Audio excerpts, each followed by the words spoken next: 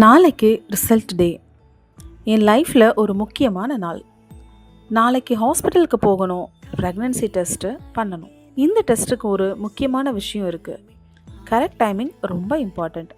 Usually embryo transfer பண்ணது பிறகு 10 to 14 டேஸ்க்கு அப்புறம் தான் டெஸ்ட் பண்ணுவாங்க. அதுக்கு முன்னாடி டெஸ்ட் பண்ணினா ரிசல்ட் கரெக்டாக இல்லாமல் கூட இருக்கலாம். டாக்டர் சொன்னாங்க ஹெச்சிஜி பிளட் டெஸ்ட்டு தான் கன்ஃபார்ம் பண்ணணும்னு.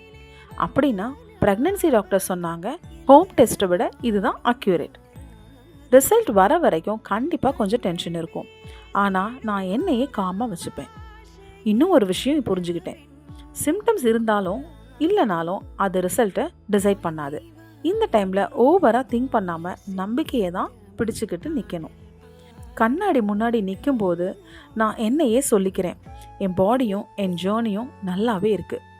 நாளைக்கு எனக்கு ஆன்சர் கிடைக்கும். இந்த வெயிட்டுக்கு ஒரு அழகான முடிவு வரப்போகுது. Good night.